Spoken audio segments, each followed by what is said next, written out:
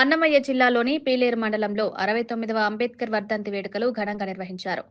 ఎండీపీఎస్ మాదిగదళ పోరాట సమితి ఉమ్మడి జిల్లాల ఇన్ఛార్జ్ పురుషోత్తం ఆధ్వర్యంలో జరిగిన ఈ కార్యక్రమంలో డాక్టర్ బీఆర్ అంబేద్కర్ చిత్రపటానికి పూలమాలలు వేసి నివాళులర్పించారు. రాష్ట్ర కోర్ కమిటీ మెంబర్, తిరుపతి జిల్లా అధ్యక్షులు గురుశంకర్ ముఖ్య అతిథిగా రిటైర్డ్ ఎస్ఐ హరినాథ్ పాల్గొన్నారు. ఈ సందర్భంగా పురుషోత్తం మాట్లాడుతూ అంబేద్కర్ చిన్నతనం నుంచే కుల వివక్షతను ఎదుర్కొన్న పట్టుదలతో ఉన్నత విద్యలు అభ్యసించి ప్రపంచ మేధావిగా ఎదిగారన్నారు. సమాజంలో అంటరానితనం, కుల వివక్ష నిర్మూలనకే ఆయన జీవితం అంకితమైందని వివరించారు. అందరూ సమానంగా ఉండేలా రాజ్యాంగాన్ని రచించిన యుగ పురుషుడు అంబేద్కర్ అని తెలిపారు.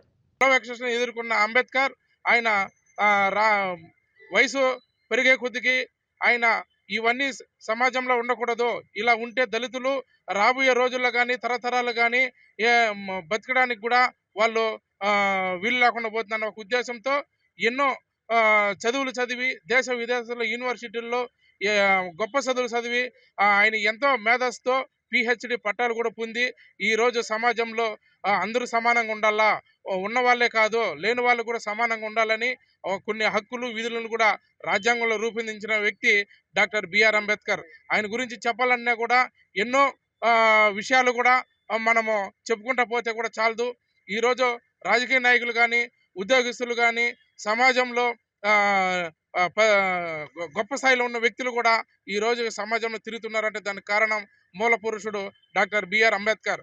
అంబేద్కర్ గారిని లేకపోతే ఆయన రాజ్యాంగాన్ని రచించగానే పోయింటే ఈరోజు ఒక బంగ్లాదేశ్, ఒక పాకిస్తాన్ మాదిరి కూడా మన భారతదేశం తయారైపోయిన రోజులు కూడా మనము చూస్తాము. అలాంటిది లేకుండా ఆయన రాజ్యాంగం రాయడం కాబట్టి ఈరోజు భారతదేశము యావత్తు అందరూ గర్వంగా చెప్పుకుంటూ అభివృద్ధి వైపు కూడా భారతదేశం పోతుంది.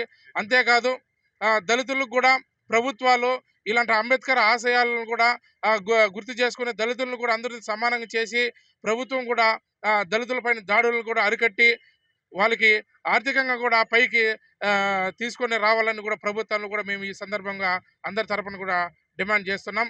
ఈ అవకాశం అందరూ ఇచ్చినటువంటి ఈడున్న పెద్దలకి దళిత సంఘ లీడర్లకు కూడా నేను మాదిగ దళ పోరాట సమితి తరపున ధన్యవాదాలు చెప్పుకుంటున్నాను.